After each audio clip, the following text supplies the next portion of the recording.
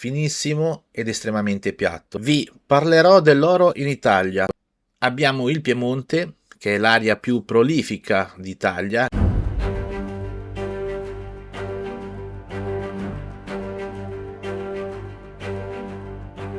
Buongiorno amici, sono ritornato a Punta Robigna e questa volta mi sono attrezzato con acqua e un energetico, così non ho più problemi di calo di forza, disidratazione e altre cose. In più l'acqua che c'è dentro è acqua congelata, l'ho ghiacciata così ne bevo di meno, rinfresca e dura tutta la giornata, cioè a fine giornata sarà ancora bella fresca perché il ghiaccio ormai penso che si sia già sciolto. Canaletta piazzata, tac. Ora badile e secchio e andrò avanti nel mio lavoro. Ma oggi, come ormai è una consuetudine, non vi parlerò della mia giornata. Sì, la vedrete nei vari spezzettoni, però voglio parlarvi di un argomento molto interessante che a molti di voi sicuramente piacerà. Vi parlerò dell'oro in Italia. In questo video farò una mappatura completa di tutte le regioni italiane dove è documentata la presenza di oro, dai torrenti alpini fino alle fiumare del profondo sud. E scopriremo la scienza che spiega perché si trova proprio lì e da dove arriva. Partiamo dal cuore pulsante della ricerca alluvionale italiana, il bacino padano alpino, per poi scendere lungo la penisola e le isole. Abbiamo il Piemonte, che è l'area più prolifica d'Italia grazie allo smantellamento erosivo delle Alpi e del massiccio del Monte Rosa. Qui i corsi d'acqua principali sono il torrente Elvo, che si trova nel Biellese ed è considerato il più ricco d'Italia per concentrazione di pagliuzze e magnetite. Poi abbiamo il torrente Orco nel Canavese, noto per le sue sabbie aurifere fin dall'antichità romana. Abbiamo il torrente Orba, famoso nell'Ovadese con depositi alluvionali storici ricchissimi. Abbiamo il torrente Cervo e il fiume Sesia, che tagliano valli fortemente mineralizzate. Spostandoci in Lombardia, l'oro diventa finissimo e si deposita nelle grandi sabbie di pianura.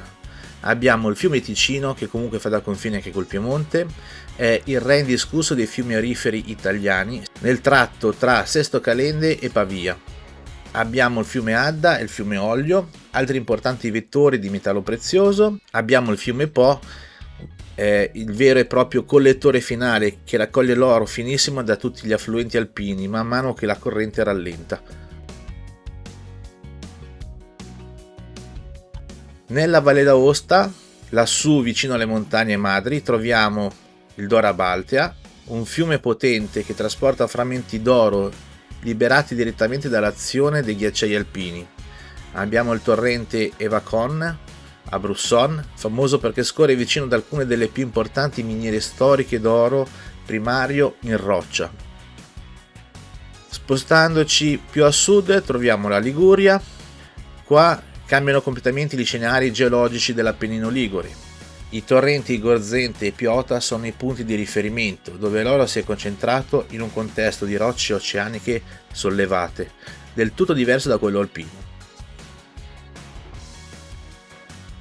Nel Veneto, meno famoso del vicino Piemonte, ma storicamente rilevanti per i puristi della Batia, l'oro si trova in microscopiche quantità nei sedimenti della bassa pianura, in alcuni effluenti di sinistra del Po e in tratti storicamente documentati del fiume Adige e del fiume Brenta.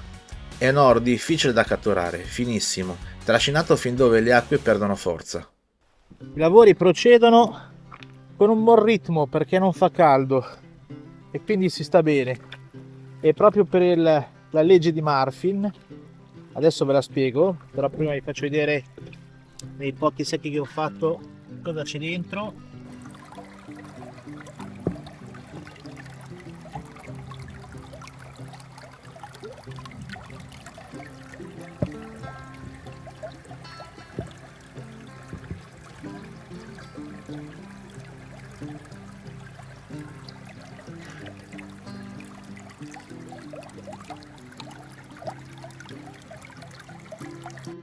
Dicevo, con la legge di Murphy, cos'è?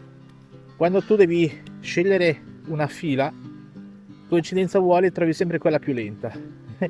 Oggi io mi sono portato dietro tanto da bere, bello fresco, e ho guardato adesso il georadar e mi sta dando nuvoletta di Fantozzi in arrivo. Essendo un periodo estivo, quindi con la nuvoletta di Fantozzi potrebbe essere un bel acquazzone con un pericolo rischio che si alzi di qualche centimetro il livello dell'acqua. Noi andiamo avanti finché si può. Spostiamoci in Sardegna. La Sardegna non ha grandi fiumi auriferi stabili, ma una ricchezza geologica immensa. Ha ospitato la più grande e importante miniera d'oro industriale italiana dell'era moderna, a Furtei, nella provincia del sud della Sardegna. A livello alluvionale, tracce pagliuzze storiche sono segnalate nel torrente Liganus e in piccoli corsi d'acqua stagionali del Gerrei e del Silcius, nati nell'erosione di antichi filoni sotterranei. Andiamo nel sud, in Calabria. La Calabria custodisce una storia affascinante. Nel Medioevo i monaci italo-greci venivano chiamati pescatori d'oro perché si tacciavano le fiumare e i torrenti montani della Sila e del Pollino, in particolare nelle zone di Longobucco, Saracena e San Donato di Ninea, dove l'oro si liberava da antiche rocce metamorfiche. Chiudiamo con la Sicilia. Per fare una precisazione importante, geologicamente la Sicilia è dominata da rocce sedimentarie e vulcaniche, grazie all'Etna, che purtroppo non favoriscono la nascita di oro nativo nei fiumi, sebbene la storia e l'archeologia ci parlano di leggendarie e ricchissime monete d'oro di Siracusa. Quell'oro purtroppo non arriva dai fiumi siciliani, ma veniva interamente importato tramite i commerci nel Mediterraneo. E a qualcuno potrebbe venire il dubbio, ma l'Etna e il Vesuvio, quindi Sicilia e Campania, i vulcani non dovrebbero portare oro dalle profondità? La risposta scientifica è no, e il motivo è affascinante. Per fare l'oro non basta il calore, serve anche la chimica giusta. L'Etna e il Vesuvio hanno magmi basaltici e alcalini, poveri di silici e privi di quei giganteschi sistemi di fluidi idrotermali, cioè acqua bollente sotterranea che servono a sciogliere, trasportare e intrappolare l'oro nelle rocce. Nei vulcani attivi italiani i metalli preziosi, se presenti in tracce, vengono vaporizzati e dispersi nell'aria insieme ai gas vulcanici, quindi niente oro tra la lava dell'Etna e quella del Vesuvio.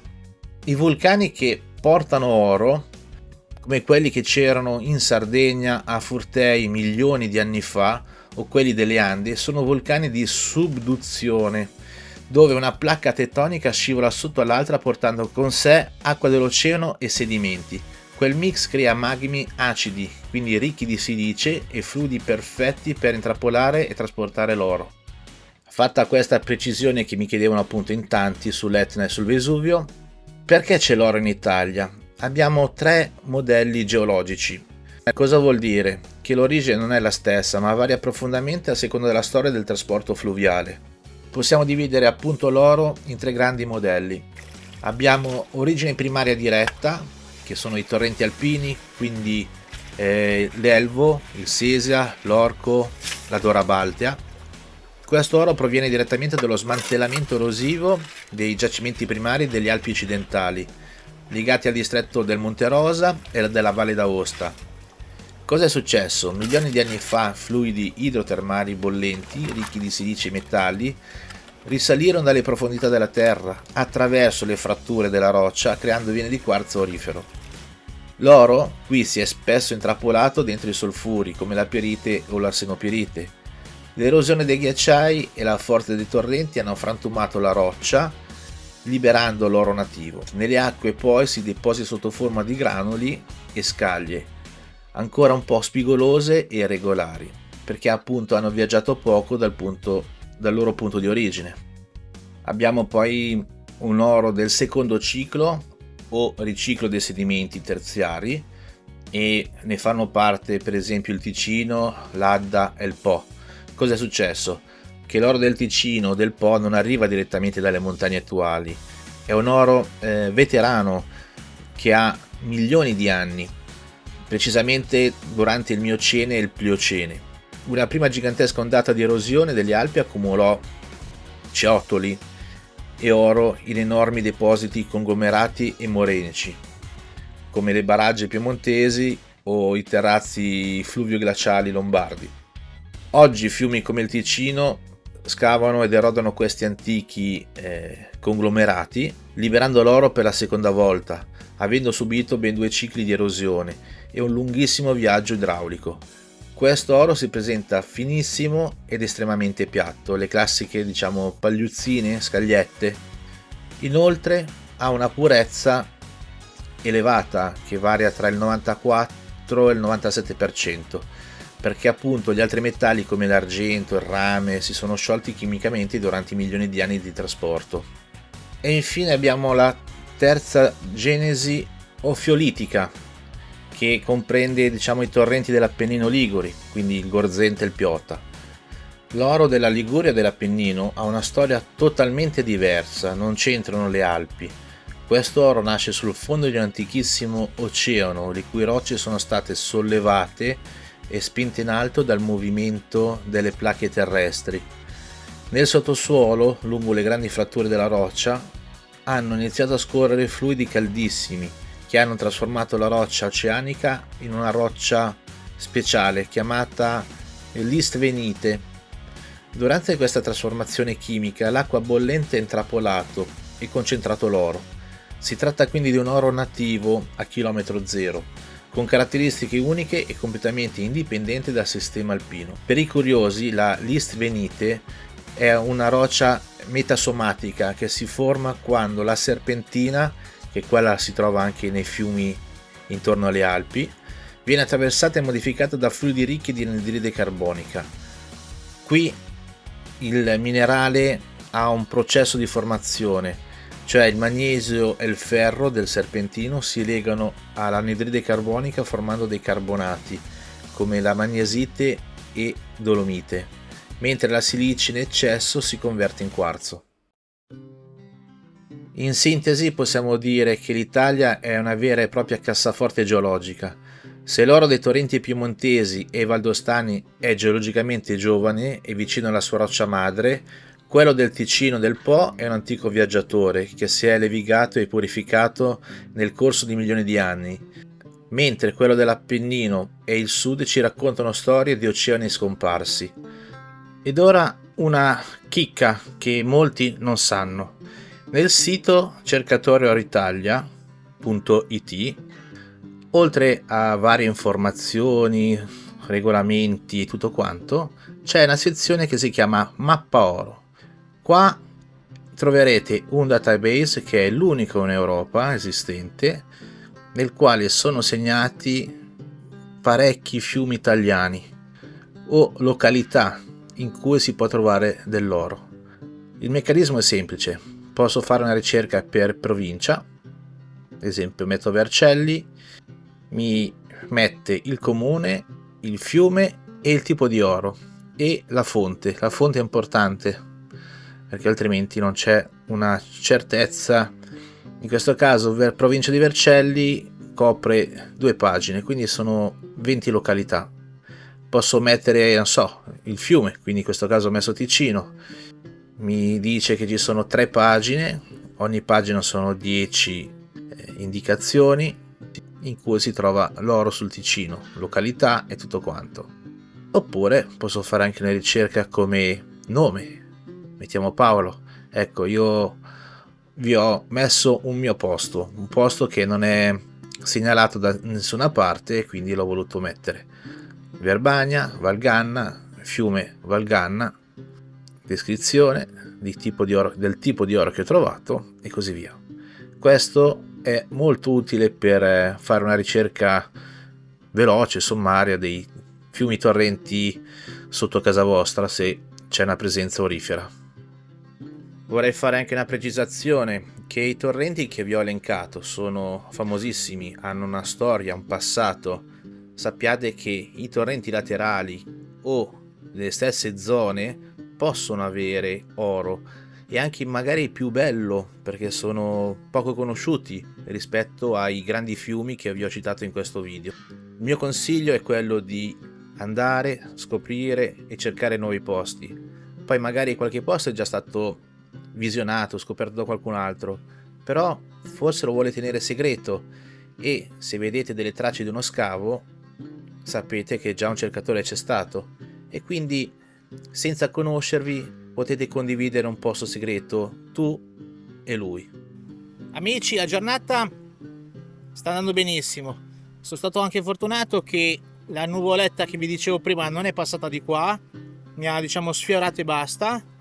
Però sinceramente è tutto nuvoloso, scuro, quindi magari stanotte piove.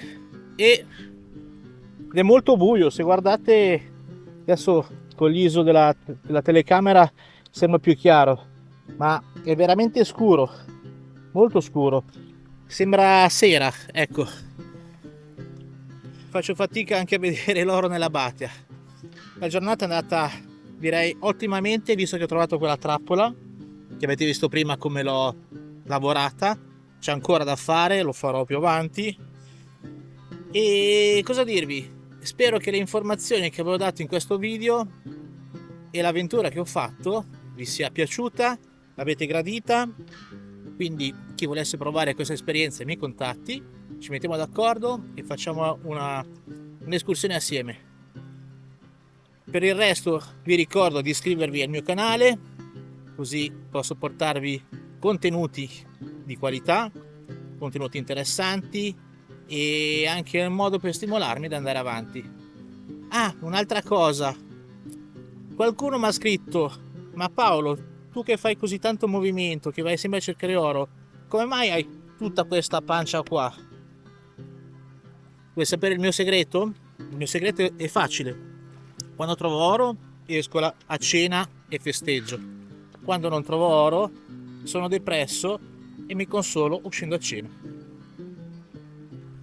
Ciao a tutti!